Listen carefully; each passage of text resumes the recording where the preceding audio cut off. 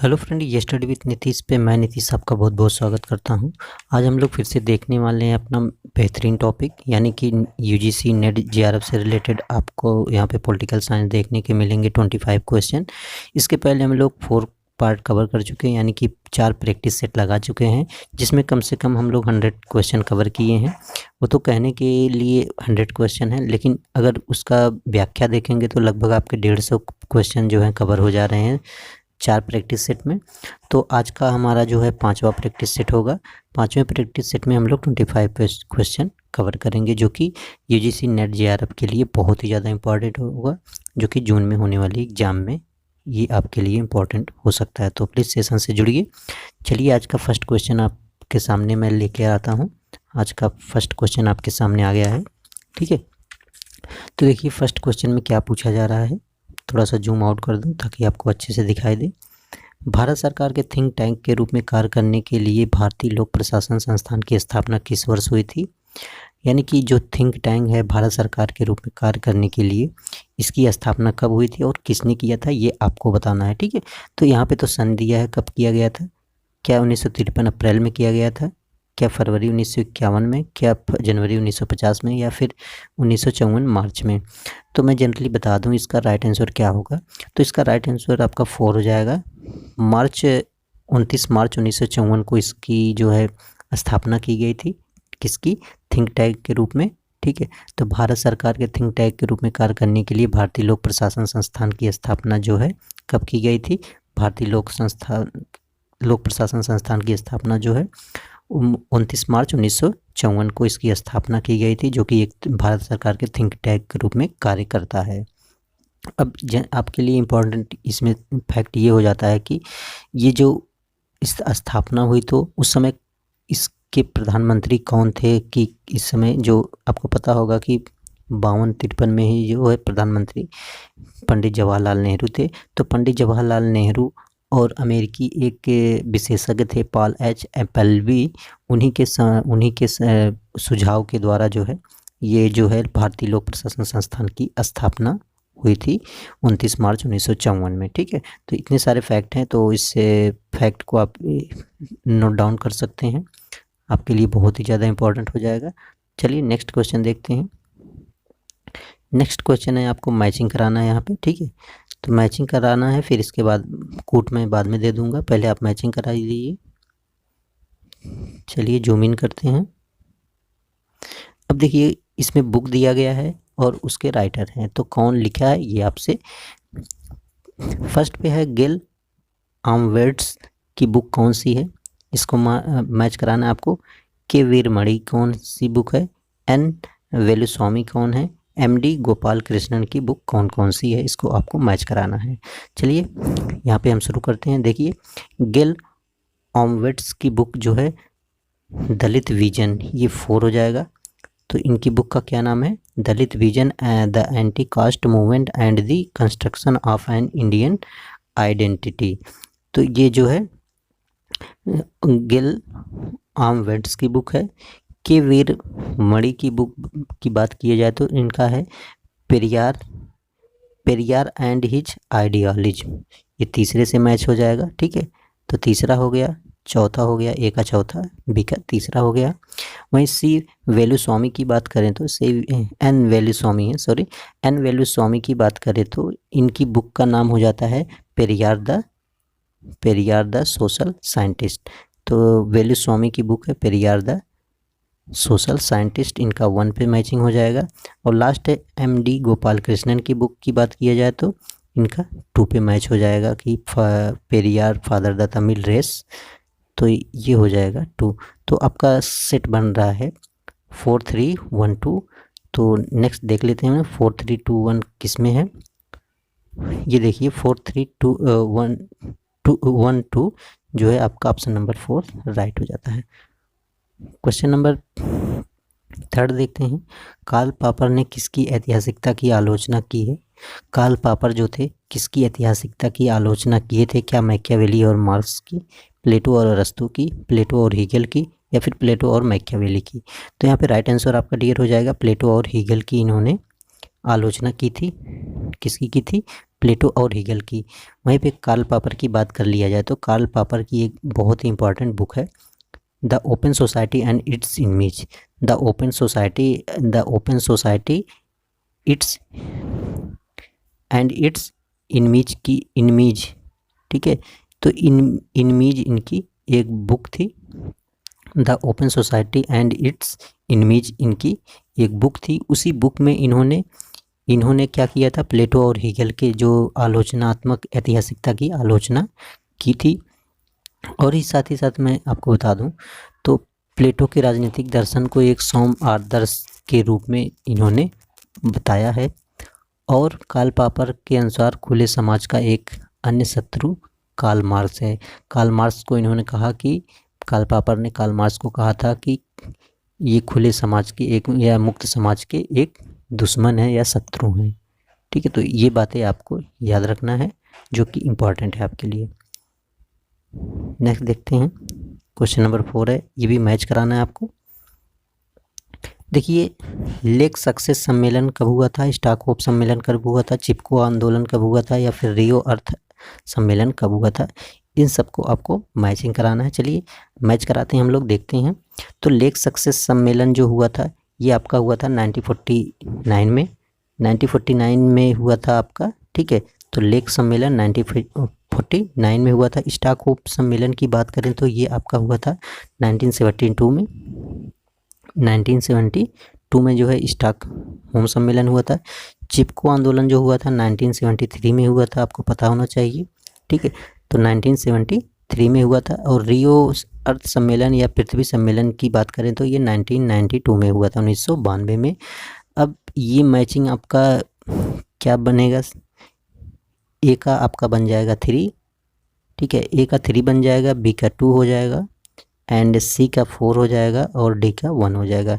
3241, 3241 आपका सेटअप बन रहा है। यहाँ पे देख लेते हैं 3241, तो यहाँ पे थर्ड नंबर का आपका ऑप्शन जो है राइट हो जाता है। एक बार यहाँ से हम लोग फिर देख लेते हैं। लेक सम्मेलन की मैंने बात की थी, ये कब हुआ था, 1949 में। इसके बाद स्टॉकहोम सम्मेलन कब हुआ था, ये मैंने आपको बताया था 1972 में। चिपको आंदोलन 1973 में, रियो अर्थ सम्मेलन 1999 में। अब बात कर लेते हैं लेक सम्मेलन क्या था, लेक सक्सेस सम्मेलन क्या था, इसके बारे में बात कर लेते हैं। यह जो एक संधि थी, लेक सम्मेलन क्या थी, एक संधि थी जो कि यूएसए में, संयुक्त राज्य अमेरिका के न्यूयॉर्क शहर में जो है लेक सम्मेलन नामक स्थान पर हस्ताक्षर किए गए थे। इसका मेन मकसद था कि संयुक्त राष्ट्र जो है आर्थिक एवं सामाजिक परिषद द्वारा जो है नारकोटिक ड्रग्स, यानी कि नारकोटिक ड्रग्स से रिलेटेड था, जो कि आयोग द्वारा अफीम और अन्य खतरनाक नशीली दवाओं के यातायात पर राष्ट्र संघ की सलाहकार समिति ने दवा नीति बनाने के कार्य को अपने कार्य क्षेत्र में ले लिया था, ठीक है। तो ये यूएसए से संबंधित है, नारकोटिक्स नशीली दवाइयों से संबंधित है, ठीक है, नारकोटिक ड्रग्स जो कि अफीम और नशीली दवाओं से रिलेटेड है। लेक सम्मेलन कब हुआ था, 1949 में हुआ था। इसके बाद हम लोग बात करते हैं स्टॉकहोम सम्मेलन में। स्टॉकहोम सम्मेलन जो था ये 1972 को हुआ था, आपको पता है, यहाँ पे मैच भी कराए हैं, 1972 को हुआ था। स्टॉकहोम सम्मेलन क्या था, यह पर्यावरण चेतना एवं पर्यावरण आंदोलन से प्रारंभिक एक जो है ये सम्मेलन हुआ था स्वीडन में। स्टॉकहोम कहाँ है, ये स्वीडन में है, इसको भी आप याद रखिएगा, स्वीडन में है। और इसका पर्यावरण जागरूकता से संबंधित ये सम्मेलन था जिसमें 119 देशों ने भाग लिया था, ठीक है। तो स्टॉकहोम सम्मेलन को हम लोग सम्मेलन के दौरान 1972 में संयुक्त राष्ट्र पर्यावरण कार्यक्रम यूएनईपी की नींव भी इसी सम्मेलन में पड़ी थी। यूएनईपी यानी कि यूनाइटेड नेशनल इन्वायरमेंट प्रोग्राम है। तो इसकी नींव जो पड़ी थी स्टॉकहोम सम्मेलन 1972 में ही पड़ा था, जो कि स्वीडन में हुआ था। चिपको आंदोलन की बात किया जाए तो ये पर्यावरण से संबंधित है, ठीक है। तो चिपको आंदोलन ये चामोली जिले के उत्तराखंड में 1973 में ये घटना घटी थी। और इसके जो मेन नेतृत्वकर्ता थे उनमें सुंदरलाल बहुगुणा थे, ठीक है। और चंडी प्रसाद भट्ट, गोविंद सिंह रावत थे और गौरी देवी के नेतृत्व में ये आंदोलन हुआ था, जो कि पेड़ों की कटाइयों के विरोध में इन्होंने ये आंदोलन निकाला था, चिपको आंदोलन। रियो अर्थ सम्मेलन की बात करें, जिसको पृथ्वी सम्मेलन भी कहते हैं, ये 1992 में हुआ था, 1992 में हुआ था, 1992 में हुआ था। और ये इसलिए हुआ था, ये ब्राज़ील में हुआ था। रियो कहाँ पे है? ब्राज़ील। ब्राज़ील के रियो डी जनेरियो में शहर में ये 172 देशों के ने पृथ्वी सम्मेलन को आयोजित किया था। ठीक है, तो जो मानव सभ्यता को बढ़ते प्रदूषण के दुष्प्रभाव को देखते हुए, ये मतलब कि पृथ्वी पे जो प्रदूषण बढ़ रहा है उसको कैसे रोका जाए, इस सारे चीज़ों पे जो है 1992 में रियो डे जेनेरियो ब्राज़ील में हुआ था। ठीक है, तो कितने इंपॉर्टेंट फैक्ट निकल के आपके सामने आ रहे हैं जो कि आपके लिए बहुत ही ज़्यादा इम्पॉर्टेंट है। क्वेश्चन नंबर 5 देखते हैं। निम्नांकित मौलिक अधिकारों में से कौन सा अधिकार नागरिकों और गैर नागरिकों तो दोनों को प्राप्त है? सांस्कृतिक एवं शैक्षिक अधिकार, अवसर की समानता का अधिकार, समानता का अधिकार या फिर स्वतंत्रता का अधिकार। तो इसमें से कौन सा अधिकार जो है नागरिक और गैर नागरिक दोनों को प्राप्त है? तो ये समानता का अधिकार है। ठीक है, चाहे वो नागरिक हो या फिर गैर नागरिक हो, सबको समान माना जाएगा। ठीक है, किसी के साथ कोई भेदभाव नहीं किया जाएगा। तो ऑप्शन 3 आपका राइट हो जाएगा। ठीक है, तो ऑप्शन 3 राइट हो जाएगा। आपको पता होगा कि समानता का अधिकार 14 से 18 आर्टिकल में दिया गया है। ठीक है, आर्टिकल 14 से 18 के अंतर्गत जो है समानता के अधिकार आते हैं। वहीं मौलिक अधिकार की भी बात की जाए तो मौलिक अधिकार आपके 12 से 35 आर्टिकल के अंतर्गत आते हैं। ठीक है, तो ये सारे इम्पोर्टेंट है। वहीं मैं 14 से 18 के बाद मैं बता दूं, 14 में क्या कहा गया है? कानून के समक्ष समानता है। वहीं 15 में बात किया गया है सामाजिक समानता की बात की गई है। मूल जाति, धर्म, लिंग के जन्म स्थान के आधार पर सभी समान होंगे। वहीं पे 17 की बात की जाए तो अस्पृश्यता का अंत बताया गया है। 16 में अवसर की समानता बताई गई है और 18 में उपाधियों का अंत बताया गया है। तो इन सारी चीज़ों को आप जानते रहिएगा जो कि कहीं ना कहीं एग्जाम में पूछे जा सकते हैं। अब यहाँ पे इम्पॉर्टेंट फैक्ट यहाँ से आपको निकलेंगे। तो देखिए, तीसरी दुनिया की पहचान निम्न आय के अतिरिक्त निम्नलिखित में से किनके होने से होती है?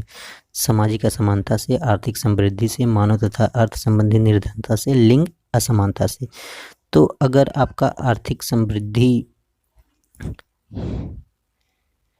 सामाजिक असमानता है तो आप जो है सामाजिक असमानता है तो आप जो है तीसरी दुनिया के देश कहे जा सकते हैं, यानी कि गरीबी होगी। आर्थिक सामाजिक असमानता, आर्थिक समृद्धि से तो आपको जो है वंचित नहीं किया जा, मतलब कि तीसरी दुनिया की पहचान तो नहीं की जा सकती है। मानव तथा अर्थ संबंधी निर्धनता ये हो जाएगी। और लिंग असमानता, यानी कि आपका ऑप्शन ACD, यानी कि सामाजिक असमानता होगी, मानव तथा अर्थ संबंधी निर्धनता होगी, लिंग असमानता होगी। तो आप जो है तीसरी दुनिया की पहचान इस रूप में होने की पूरी संभावना होती है। तो आपका क्वेश्चन नंबर 2 जो है, ऑप्शन 2 जो है राइट हो जाएगा 6 का। थोड़ा सा मैं आपको बता दूं तीसरी दुनिया के बारे में। तो देखिए, प्रथम दुनिया, यहाँ पे तीसरी दुनिया की बात की है ना, तो मैं तीसरी दुनिया के बारे में बता दूं। तीसरी दुनिया में वैसे देश आते हैं जो विकासशील हैं। इसके अंतर्गत जैसे एशिया के देश आ जाते हैं। एशिया तथा अफ्रीका और लैटिन अमेरिका के विकासशील देश शामिल हो जाते हैं। वहीं पहली दुनिया की बात करें तो पहली दुनिया में आपके जो है इसमें विकसित राष्ट्र आ जाते हैं, जैसे कि उत्तरी अमेरिका हुआ, पश्चिमी यूरोप हुआ और ऑस्ट्रेलिया हुआ। ठीक है, और दूसरी दुनिया की बात करें तो इसमें आपके आ जाते हैं साम्यवादी राज्यों में वर्णन होता है, जैसे इसमें पूर्वी यूरोप हुआ, सोवियत संघ और चीन आ जाते हैं दूसरी दुनिया में। ठीक है, तो पूर्वी यूरोप, चीन और सोवियत संघ, यानी कि रूस, चीन और पूर्वी यूरोप के देश आते हैं दूसरी दुनिया में। प्रथम दुनिया में आते हैं अमेरिका, पश्चिमी यूरोप आ जाता है सॉरी, और ऑस्ट्रेलिया, जापान आ जाते हैं प्रथम दुनिया में। ठीक है, तो फर्स्ट दुनिया में कौन कौन से आते हैं? तो आपका अमेरिका आ जाता है, पश्चिमी यूरोप आ जाता है, जापान आ जाता है, ऑस्ट्रेलिया आ जाता है। जबकि सेकंड स्टेज में, यानी कि दूसरी दुनिया की बात करें तो इसमें रूस आता है, अमेरिका आता है और पूर्वी यूरोप आ जाता है। जबकि थर्ड दुनिया की बात करें तो इसमें विकासशील देश आ जाते हैं, जिसमें आपका एशिया आता है, अफ्रीका आता है और लैटिन अमेरिका के देश आ जाते हैं। तो ये सारी चीज़ें आपको याद होनी चाहिए और पता भी होना चाहिए, फर्स्ट दुनिया क्या है, सेकंड दुनिया क्या है। ठीक है, क्वेश्चन नंबर 7 देखते हैं, निम्नलिखित में से अंतर्राष्ट्रीय घटनाओं को उनके एक समय के क्रम में व्यवस्थित कीजिए।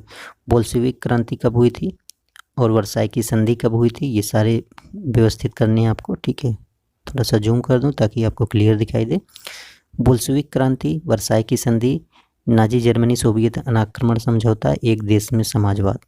तो इसको आपको सेटअप करना है। ठीक है, घटनाओं के हिसाब से इसको आपको सेटअप करना है।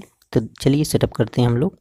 तो देखिए, बोल्शेविक क्रांति की बात की जाए तो ये जिसको हम लोग ये बोल्शेविक क्रांति जो हुई थी ये रूस में हुई थी, 1917 में हुई थी। ठीक है, वहीं वर्साई की संधि की बात करें तो सेकंड वर्ल्ड वार, ठीक है, वर्साई की संधि जो हुई थी, सॉरी, ये प्रथम विश्व युद्ध के यानी कि फर्स्ट वर्ल्ड वार जब हुआ था उसके बाद विजेताओं जो देश जीते थे और जो हारे थे उनके ऊपर जो है ये संधि मिलकर किए थे। तो ये कब कब हुई थी, तो ये 1919 में हुई थी। आपको पता होगा कि 1918 तक, 14 से 18 तक प्रथम विश्व युद्ध चला था, फर्स्ट वर्ल्ड वार। उसी जब 18 में ख़त्म हुआ तो 19 में ये संधि हुई।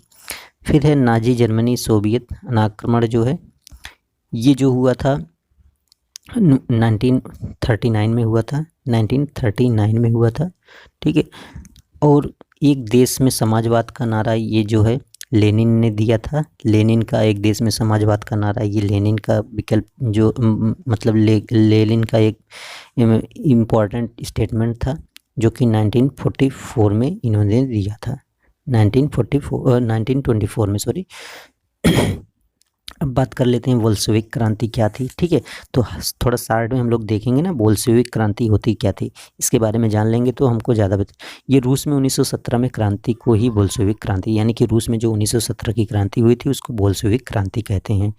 बोल्शेविक नामक राजनीतिक समूह ने इस क्रांति में महत्वपूर्ण भूमिका अदा की थी। इस क्रांति से रूस विश्व शक्ति के रूप में उभरा था। इसी क्रांति से जो है रूस जो है विश्व शक्ति के रूप में उभर कर सामने आया था। रूस में सर्वहारा वर्ग का उदय हुआ जिसने पूंजीवाद का विरोध भी किया था। तो बोल्शेविक क्रांति, इसके बाद विश्व में विभिन्न देशों ने वर्ग विहीन समाज की स्थापना का प्रोत्साहन मिला। बोल्शेविक क्रांति समझ गए होंगे। वही बात कर लेते हैं वर्साई की संधि। वर्साई की संधि का क्या मतलब था?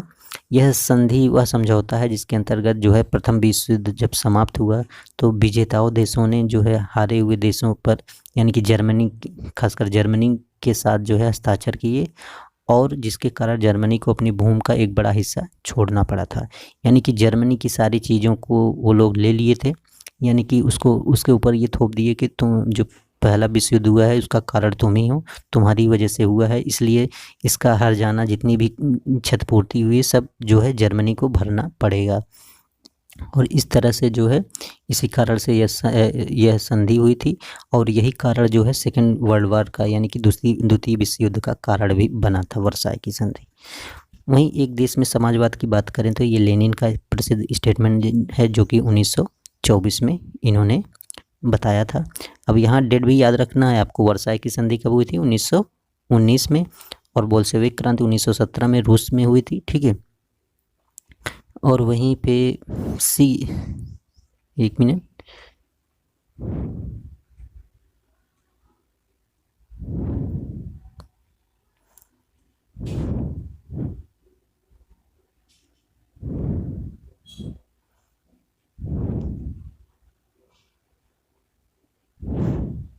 चलिए ठीक है। नाजी जर्मनी सोवियत अनाक्रमण है, इसको भी देख लेते हैं। तो नाजी जर्मनी सोवियत अनाक्रमण जो है एक जर्मन सोवियत गैर उल्लंघन समझौता या मोल्दोव जिसको कहते हैं, जर्मनी और सोवियत समाजवादी गणराज्य संघ के बीच जो है गैर अनाक्रमण की संधि थी जो कि 23 अगस्त 1939 में मॉस्को में दोनों देशों ने विदेश मंत्री के वान के संबंध में इन्होंने ये समझौता किया था। ये गैर विद्रोह लिखित गारंटी प्रदान करता था। ये कुछ खास नहीं है, नाजी जर्मनी अनाक्रमण समझौता है ये। ठीक है, तो इम्पोर्टेंट ये है। एक देश में समाजवाद देख लेते हैं। लेनिन का ये स्टेटमेंट है, ये सोवियत संघ द्वारा अपनाई गई नीति थी, यानी कि रूस द्वारा। इसके अंतर्गत विश्व स्तर पर समाजवाद के स्थान पर देश के भीतर समाजवाद को अपनाने की वकालत की गई थी। ये इसका कहने का मतलब ये था कि हम विश्व भर में समाजवाद ना देख के फिर अपने ही राज्य में समाजवाद को हम अपनाएं, इस पर इन्होंने जोर दिया था। और यूरोपीय कम्युनिस्ट क्रांतियों ने हार के बाद जो है 1924 में राष्ट्रीय साम्यवाद को अपनाया, जो कि जोसेफ स्टालिन और निकोलाई बुखारिन के वैश्विक समाजवाद के विपरीत सोच थी। चलिए आगे चलते हैं। अच्छा, मैंने आपको बताया नहीं इसका राइट आंसर क्या होगा ना। तो देखिए, बोल्शेविक क्रांति मैंने बताया था 1917 में हुई थी। वर्साई की संधि 1919 में हुई थी। और जर्मनी, इसका जो जर्मनी, नाजी जर्मनी सोवियत आक्रमण जो हुआ था 1939 में हुआ था। वहीं एक देश में समाजवाद का नारा बुलंद किया था किसने? 1924 में लेनिन ने। तो मैच करा लेते हैं। तो इसको अरेंज करना था आपको, ठीक है, घटनाओं का क्रम। तो सबसे पहले आ जाएगा 17, यानी कि ए हो जाएगा। ए यहाँ भी है, यहाँ भी है। इसके बाद बी हो जाएगा आपका, बी यहाँ है, यहाँ नहीं है, तो 1 ऑप्शन सही हो जाएगा। इसके बाद डी है 24, डी हो जा रहा है। फिर लास्ट में सी है, तो ये सी। तो पहला ऑप्शन आपका राइट हो जाएगा। नेक्स्ट क्वेश्चन देखते हैं। सॉरी,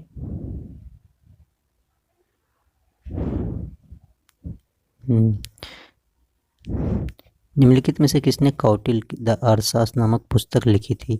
हर्मन कुलेक एवं डाइटमर रूथरमन ने, जेसीपी हिटरमैन ने, एल.वी. रंगराजन ने, आर.एस. शर्मा ने।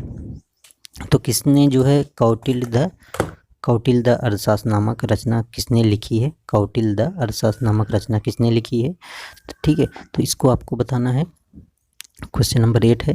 तो इसका राइट आंसर हो जाएगा एल.एन. रंगराजन ने जो है कौटिल्य द अर्थशास्त्र नामक रचना किसने लिखी है? ये एल.एन. रंगराजन ने लिखा है। वहीं बात किया जाए तो एल.एन. रंगराजन जो थे भारतीय विदेश सेवा में कार्यभार संभालते थे। और ये मतलब विभिन्न देशों के एक राजदूत का कार्य किए थे। एल.एन. रंगराजन ने एक राजदूत थे, ठीक है, भारत के। रंगराजन ने लेखक के क्षेत्र में राजनीतिक अर्थशास्त्र को चुनते हुए विभिन्न जर्नलों के लिए लेख भी लिखे थे। क्वेश्चन नंबर 9 देख लेते हैं। निम्नलिखित में से किस देश के न्यायिक पुनरीक्षण का प्रावधान नहीं है? भारत में, स्विट्जरलैंड में, यूनाइटेड किंगडम में, यूएसए में। यहाँ पे जुडिशियल रिव्यू यानी कि न्यायिक पुनरीक्षण का प्रावधान नहीं है। भारत में तो है, पता है आपको, भारत में है, ठीक है। वहीं यूके की बात किया जाए तो यूके में भी है, यूएसए में भी है, यानी कि ऑस्ट्रेलिया में, संयुक्त राज्य अमेरिका में भी है, यूनाइटेड स्टेट में, ठीक है। तो यूएस यानी कि यूनाइटेड स्टेट में भी है, यूके में भी है और इंडिया में भी है, जबकि स्विट्जरलैंड में ऐसा नहीं है। तो न्यायिक पुनरीक्षण का मतलब है ये एक कानून या आदेश की समीक्षा और वैधता निर्धारित करने के लिए न्यायपालिका की शक्ति होती है। यानी कि कानून या आदेश की समीक्षा या फिर वैधता निर्धारित करने के लिए जो न्यायपालिका होती है, जैसे हाई कोर्ट हो या सुप्रीम कोर्ट हो, उसकी जो शक्तियाँ होती हैं वो क्या कहलाती हैं? न्यायिक पुनरीक्षण कहलाती हैं। तो देखिए, भारत और अमेरिका, यूनाइटेड किंगडम जैसे देशों में स्वतंत्र न्यायपालिका है, ठीक है। स्विट्जरलैंड देश में न्यायिक समीक्षा पुनरीक्षण का प्रावधान नहीं है। स्विट्जरलैंड में स्विस संघीय संविधान है, ठीक है। यहाँ पे स्विस फेडरल कोर्ट बाध्यकारी है। नेक्स्ट क्वेश्चन देखते हैं। क्वेश्चन नंबर 10,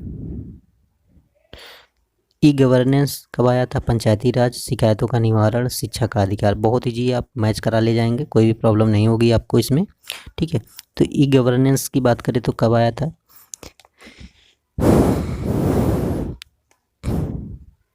पंचायती राज कब आया था? तो पंचायती राज 73वां संविधान संशोधन अधिनियम, शिकायतों का निवारण, शिक्षा का अधिकार, आपको पता होगा, शिक्षा का अधिकार 2009, ठीक है। शिक्षा का अधिकार 2009। शिकायतों का निवारण जो था आपका ये ओम्बुड्समैन था। और ई गवर्नेंस जो था NEGP, ठीक है।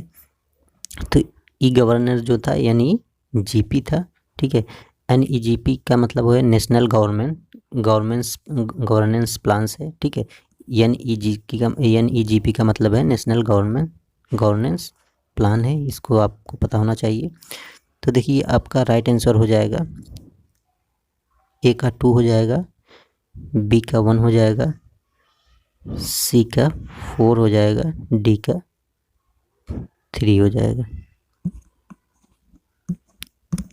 2143 देख लेते हैं। 2143 आपका 2 ऑप्शन राइट हो जाएगा। ये वाला ऑप्शन आपका जो है यहाँ पे राइट हो जा रहा है। तो एक बार फिर से हम लोग देख लेते हैं, कुछ इसके फैक्ट भी देख लेंगे। तो देखिए, जो ई गवर्नेंस है, मैंने आपको बताया था ई गवर्नेंस यानी ई नेशनल गवर्नेंस प्लान्स जो है, इसका फुल फॉर्म होता है, ठीक है, NEGP का, ठीक, नेशनल गवर्नेंस प्लान्स होता है। ये भारत सरकार का एक बहुचर्चित योजना है जिसका उद्देश्य भारत के नागरिकों को सभी सरकारी सेवाएं इलेक्ट्रॉनिक माध्यम से उपलब्ध कराना है, ठीक है। तो सभी जो सरकारी सेवाएं हैं उसको उपलब्ध कराने के लिए जो है इलेक्ट्रॉनिक माध्यम से सभी नागरिकों को उपलब्ध कराने का इसका उद्देश्य होता है। और इसकी शुरुआत जो हुई थी, ये भी आपके लिए इम्पॉर्टेंट है, 18 मई जो है और 2006 में जो है इसकी शुरुआत हुई थी। यह योजना भारत में आई थी, भारत सरकार द्वारा लाई गई थी। इलेक्ट्रॉनिक विभाग जो है सूचना प्रौद्योगिकी एवं प्रशासनिक सुधार एवं लोक सहायता विभाग द्वारा बनाई गई थी ये, ठीक है। तो NEGP यानी कि नेशनल गवर्नेंस प्लान्स के बारे में आप जान गए होंगे। पंचायती राज की बात करें तो ये 73वां संविधान संशोधन 1993 में जो है ये आया था, इसको बनाया गया था, ठीक है। तो ये जो है 93 में ये 24 अप्रैल को जो है लागू कर दिया गया था। और 24 अप्रैल को आपको पता होगा पंचायती राज दिवस भी मनाया जाता है, ठीक है। तो पंचायती राज दिवस 24 अप्रैल को मनाया जाता है। और सबसे पहले जो है पंचायती राज की पहला राज्य जो था वो राजस्थान था। राजस्थान का नागौर जिला था जहाँ पे जो है सबसे पहले पंचायती राज व्यवस्था अपनाया गया था। और उस समय जो प्रधानमंत्री थे पंडित जवाहरलाल नेहरू थे, ठीक है। शिकायतों का निवारण की बात करें तो ये ओम्बुड्समैन है। ओम्बुड्समैन की बात करें तो ओम्बुड्समैन ये जो है लोकपाल और लोकायुक्त अधिनियम 2013 के द्वारा जो है लाया गया था, ठीक है। और ये जो है अधिनियम 16 जनवरी 2014 से लागू हुआ ओम्बुड्समैन, ठीक है। कब से लागू हुआ? 16 जनवरी 2014 से लागू हुआ। अब देखिए, लोकपाल और लोकायुक्त में डिफरेंस भी आपको पता होना चाहिए। लोकपाल जो होता है अर्थात ओम्बुड्समैन, ये संस्था की आधिकारिक शुरुआत जो है 1809 में स्वीडन में हुई थी, ठीक है। लोकपाल जो होता है केंद्र के लिए होता है, जबकि लोकायुक्त जो होता है ये स्टेट में होता है। और लोकपाल लोकायुक्त शब्द जो है LL सिंघवी ने इसको पेश किया था। शिक्षा का अधिकार 2009 जो है, ये शिक्षा का अधिकार 2009 6 से 14 वर्ष के बच्चों के लिए निःशुल्क यानी मुफ्त अनिवार्य शिक्षा का प्रावधान किया गया था। और ये आर्टिकल 21 में कर दिया गया है। आर्टिकल 21 का ए में कर दिया गया है, 6 से 14 वर्ष को निःशुल्क शिक्षा के बारे में बात की गई है। और 1 अप्रैल 2010 से जो है ये लागू कर दिया गया है, ठीक है। मौलिक अधिकार के रूप में इसको लागू कर दिया गया। नेक्स्ट क्वेश्चन देखते हैं, 11 है, निम्नलिखित में से कौन सकारात्मक उदारवादी है? H.J. Laski, Herbert Spencer, Friedman, Nozick. तो 11 का राइट आंसर आपका 1 हो जाएगा। लास्की जो है ये सकारात्मक उदारवादी माने जाते हैं। और सकारात्मक उदारवाद के अन्य प्रमुख राइटर में विचारक में आ जाते हैं, स्टुअर्ट मिल आ जाएंगे, आपके हाब हाउस आ जाएंगे, T.H. ग्रीन आ जाएंगे, ठीक है। और लिंडसे बारकर आदि भी आ जाते हैं। तो सकारात्मक उदारवादी में कौन कौन से आ जाएंगे? J.S. मिल आ जाएंगे, लास्की तो ऑलरेडी हैं ही, हाब हाउस आ जाएंगे, T.H. ग्रीन और लिंडसे बारकर भी आ जाते हैं। नेक्स्ट क्वेश्चन देखते हैं, क्वेश्चन नंबर 12। मैचिंग कराना है आपको, ठीक है। मैच कराइए और बताइए कौन सा ऑप्शन जो है राइट होगा।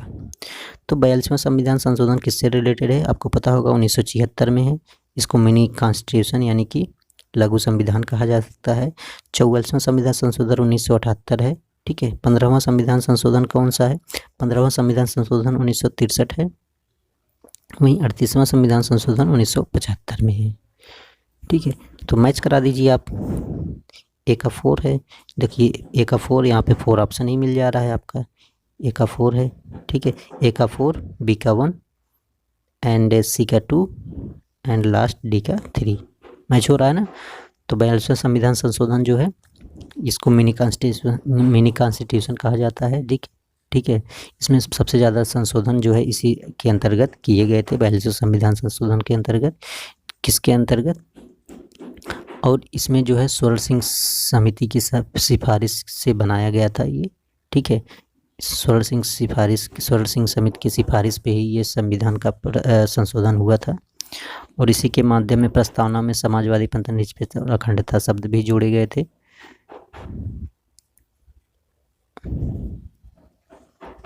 तो बहुत सारे हैं। 44वें संविधान में थोड़ी सी बात कर लेते हैं हम लोग। 42वें की बात हुई गई। 44वें की बात करें तो 44वें में जो है ये इसमें जो है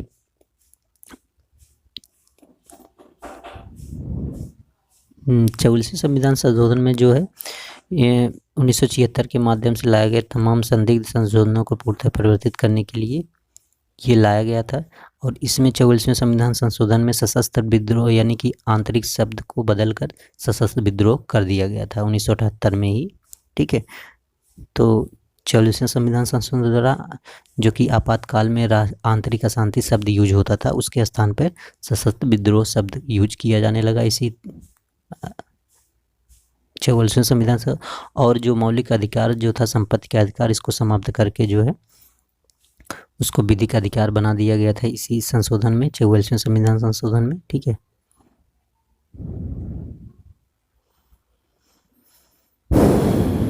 वही 15वें संविधान के संशोधन की बात करें तो ये 1963 में हुआ था, इसमें कुछ खास नहीं था। वहीं 38वें संविधान संशोधन की बात करें तो इसमें जो था राष्ट्रीय आपात की उद्घोषणा करने की शक्ति प्रदान की गई थी राष्ट्रपति को। ठीक है। क्वेश्चन नंबर 13 देखते हैं। भारत में कैबिनेट मिशन को किस उद्देश्य के लिए भेजा गया था? 13 में है।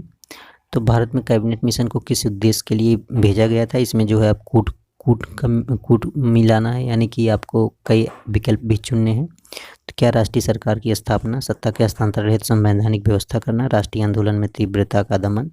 तो क्या इसमें सही था वो आपको बताना है।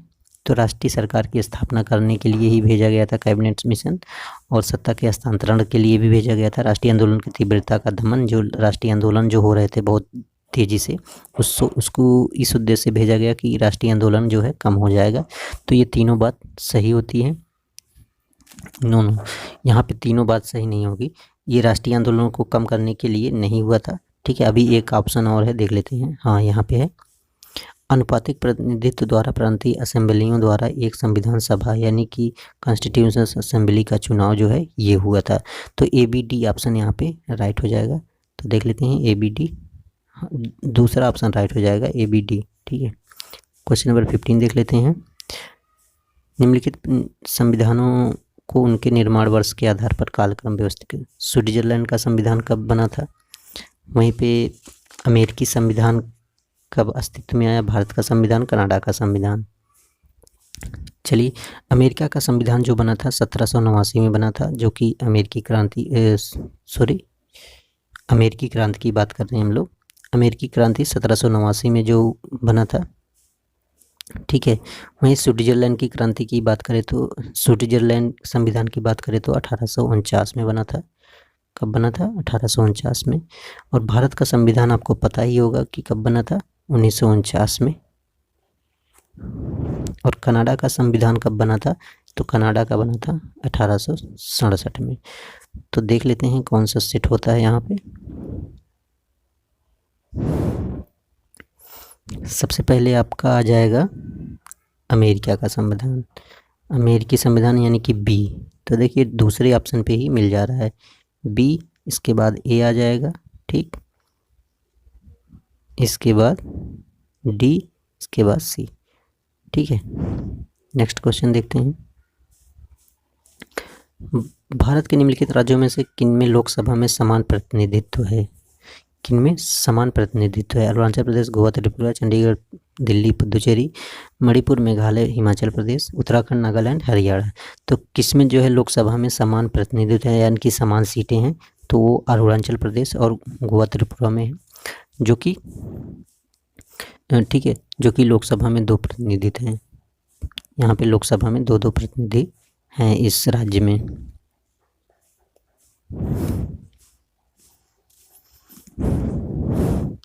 क्वेश्चन नंबर 17 देखते हैं। निम्नलिखित में से उनकी स्थापना के अनुसार आरोही क्रम में व्यवस्थित करना है। भारत का 14वां वित्त आयोग, संघ लोक सेवा आयोग, केंद्रीय सतर्कता आयोग, नीति आयोग। तो देखिए, ये 14वां वित्त आयोग जो आया था, ये आया था 2013 में। वहीं पे संघ लोक सेवा आयोग की बात करें तो संघ लोक सेवा आयोग जो है 1950 में अस्तित्व आया था, अक्टूबर में।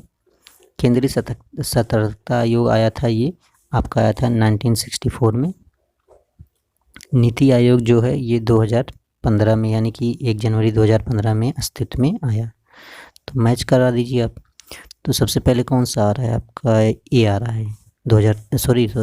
2013 कैसे आ जाएगा आपका? सबसे पहले आ जाएगा 1950 संघ लोक सेवा आयोग, बी। तो बी देखिए, यहाँ पे दूसरा ऑप्शन में मिल रहा है आपको, तो बी। इसके बाद सी का मतलब केंद्रीय सतर्कता आयोग आया था 1964 में, ठीक। ए देखिए, 14वां वित्त आयोग 2013 में आया था। इसके बाद 2000 नीति आयोग 2015, यानी कि जनवरी 2015 में। तो दूसरा ऑप्शन आपका राइट हो जाएगा। 18 में देखते हैं।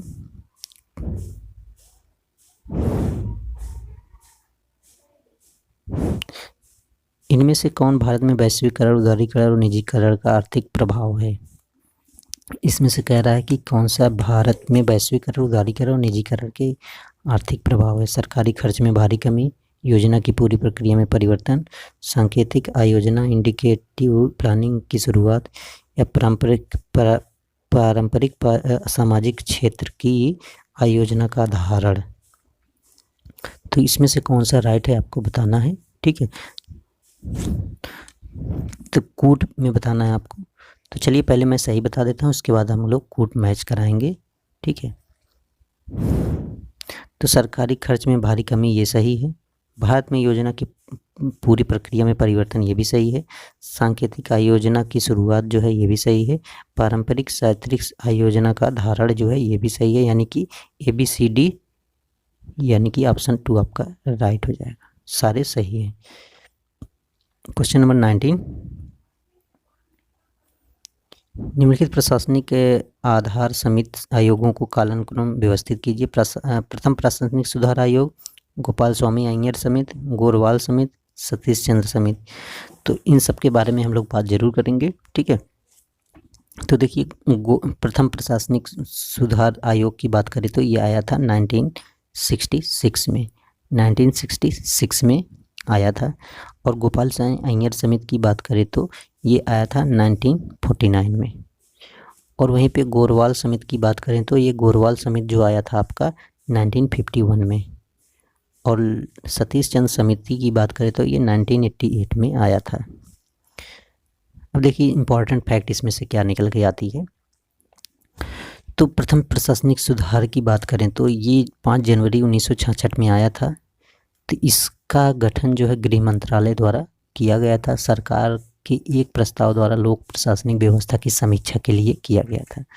ये मोरारजी देसाई इसके अध्यक्ष थे और बाद में श्री हनुमंतैया इसके अध्यक्ष बने थे। आयोग ने अपनी रिपोर्ट 20 अक्टूबर 1966 को सौंपी थी।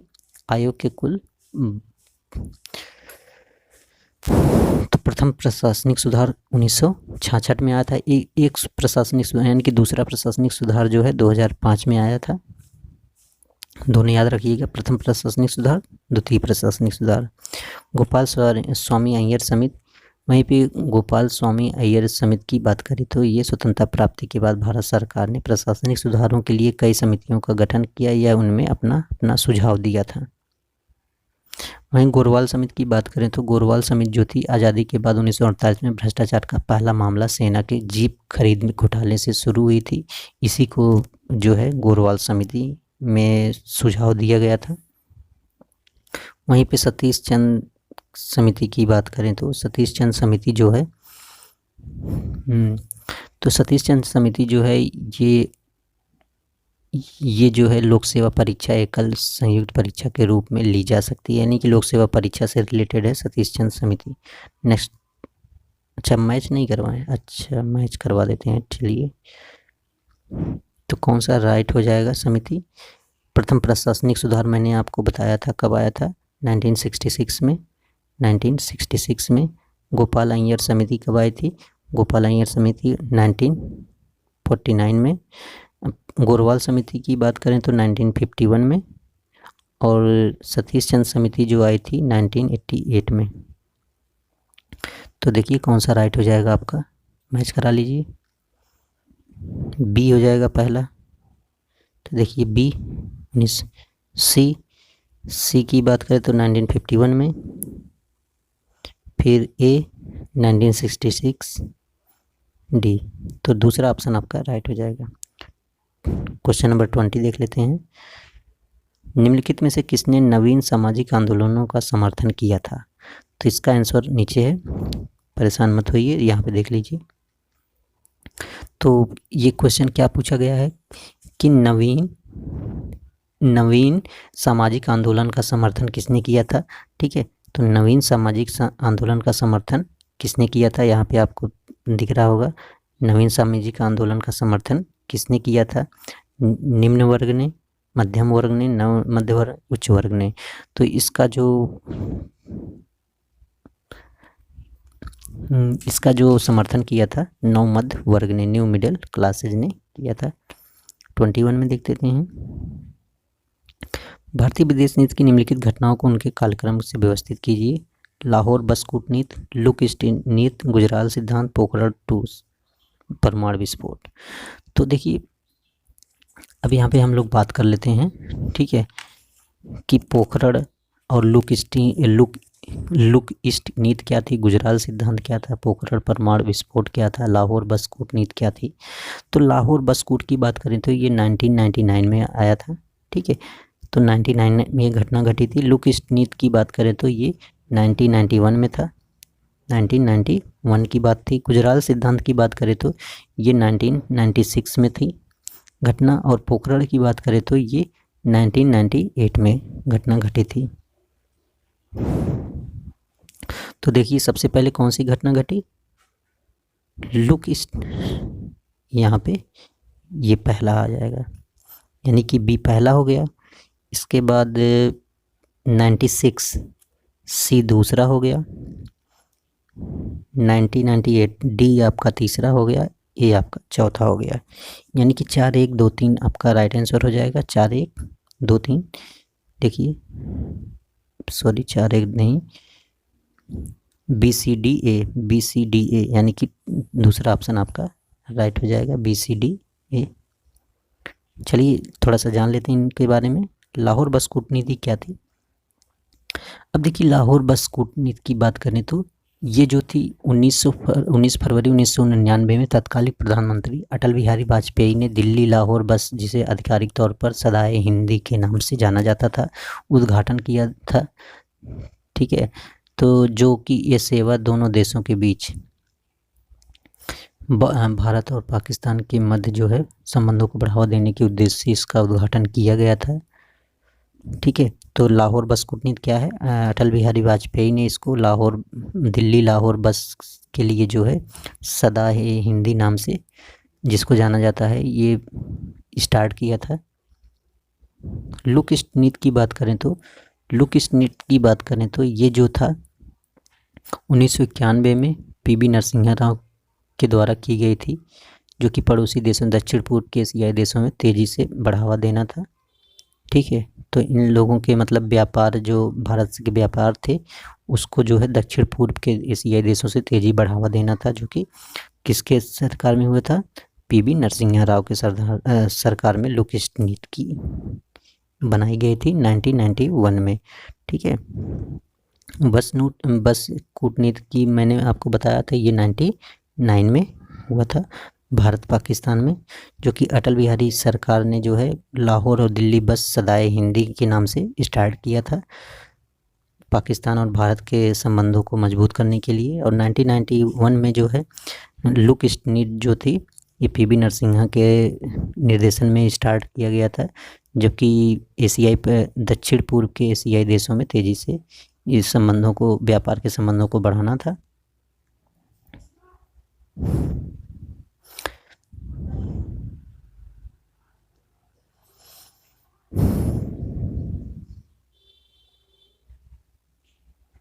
और देखिए लुक ईस्ट नीति को, इसी को आप याद रखिएगा, एक्ट ईस्ट नीति कर दिया गया, एक्ट ईस्ट नीति कर दिया गया किसके द्वारा?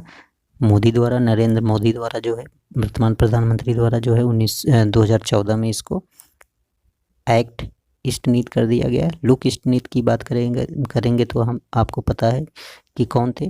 पीवी नरसिम्हा राव। जबकि एक्ट ईस्ट नीति की बात कौन करता है? प्रधानमंत्री नरेंद्र मोदी करते हैं। वहीं पे गुजराल सिद्धांत, हाँ गुजराल सिद्धांत देख लेते हैं। भारत को दक्षिण एशिया के सबसे बड़े देश होने के जो है,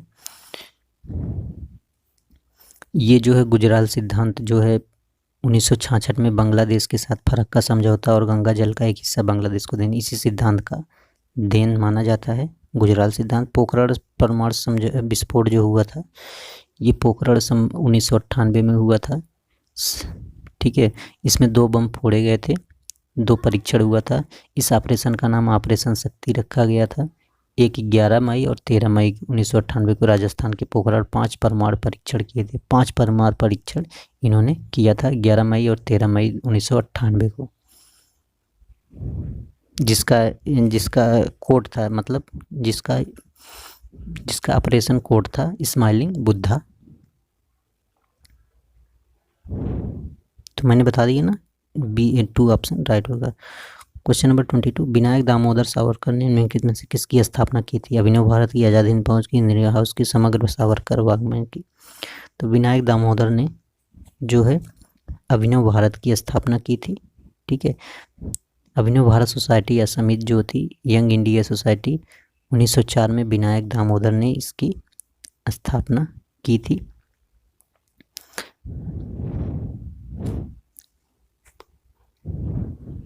यह एक भूमिगत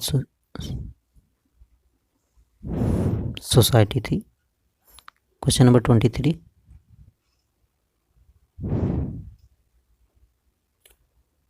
जूम आउट करना पड़ेगा क्योंकि बहुत छोटा है। तो देखिए, द्वितीय प्रशासनिक सुधार आयोग ने द्वंद्वों के समाधान हेतु क्षमता निर्माण नामक अपनी 7वीं रिपोर्ट में पूर्वोत्तर में अवैध आप्रवासन का उल्लेख किया और नागरिकों के लिए बहुउद्देशीय राष्ट्रीय पहचान पत्र की ओर ध्यान दिलाया। क्या ये बात सत्य है? तो ये बात सत्य है, पहला स्टेटमेंट सही है। सेकंड देख लेते हैं, दूसरा स्टेटमेंट, लोकवाड़ी उत्तर प्रदेश के सीतापुर जिले में सार्वजनिक निजी साझेदारी परियोजना है जिसकी शुरुआत दिसंबर 2009 में की गई थी। तो ये बात गलत है, ठीक है। तो लोकवाड़ी 2009 में नहीं, जबकि ये 2004 में स्टार्ट की गई थी, ठीक है। तो ये सही है, 4 हो जाएगा। ये सत्य है किंतु मतलब कथन 1 सही है, कथन 2 गलत है, 4 हो जाएगा। 24 देख लेते हैं, स्वतंत्रोत्तर भारत में निम्नलिखित में से कौन सा जनजातीय आंदोलन हुआ था? तो कौन सा जनजातीय आंदोलन हुआ था? बिरसा मुंडा विद्रोह, बोडो आंदोलन, कोल विद्रोह, संथाल आंदोलन। तो ये हुआ था बोडो आंदोलन जो हुआ था, ठीक है। तो स्वतंत्रता के बाद भारत में जो जनजातीय आंदोलन कौन सा हुआ था? बोडो आंदोलन हुआ था, जो कि एक जनजातीय आंदोलन था। तो ये बोडो आंदोलन जो हुआ था, ये बिरसा मुंडा विद्रोह आपको पता होगा, कोल विद्रोह, संथाल विद्रोह, ये सब तो है ही।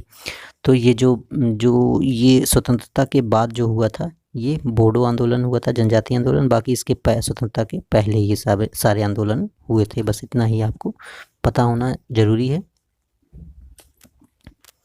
बोडो आंदोलन के बारे में थोड़ा सा आपको बता दूं, नहीं तो कन्फ्यूजन बना रहेगा आपको। बोडो आंदोलन क्या था? तो देखिए, बोडो आंदोलन जो है, ये जो है असम के जो राजनीतिक दल थे, मैदानी आदिवासी परिषद के द्वारा किया गया था, बोडो राज के, ठीक है।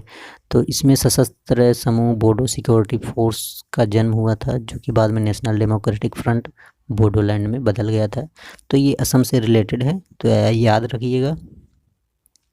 1967-68 में ये युद्ध हुआ था, यानी कि विद्रोह हुआ था, सॉरी युद्ध नहीं, विद्रोह हुआ था।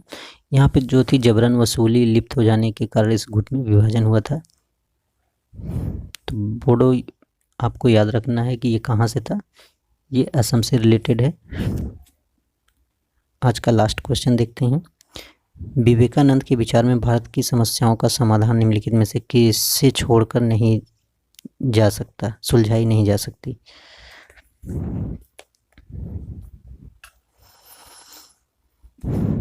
राजनीतिक उद्देश्यों को एकमात्र वरीयता प्रदान करके, राष्ट्रवाद के सामाजिक आधार का विस्तार करके, या फिर सांस्कृतिक शैक्षिक विषयों पर बल देकर, या फिर वर्णाश्रम व्यवस्था पद्धति को समर्थन करके। तो इसका राइट आंसर हो जाएगा टू, राष्ट्रवाद के सामाजिक आधार का विस्तार करके जो है विवेकानंद के जो है विचार से भारत की समस्याओं का समाधान इसको छोड़कर नहीं किया जा सकता है। ठीक है, तो आपको पता होगा कि विवेकानंद के जो विचार थे, भारत की समस्याओं का समाधान जो है राष्ट्रवाद के सामाजिक आधार का विस्तार करके किया जा सकता है, उनका ऐसा मानना था। तो आज का सेशन हम यहीं पे एंड करते हैं। 25 क्वेश्चन। अब नेक्स्ट सेशन में मिलेंगे, प्रैक्टिस सेशन 6 में हम लोग मिलेंगे। तो आज का वीडियो कैसा लगा डेट, तो कमेंट सेक्शन में ज़रूर कमेंट करिएगा। अगर आपको अच्छा लगा हो तो लाइक शेयर कमेंट जरूर कर दीजिएगा। नए हैं तो चैनल को सब्सक्राइब कर लीजिएगा। आज के लिए इतना ही, फिर मिलेंगे नेक्स्ट वीडियो में। Thanks for watching me.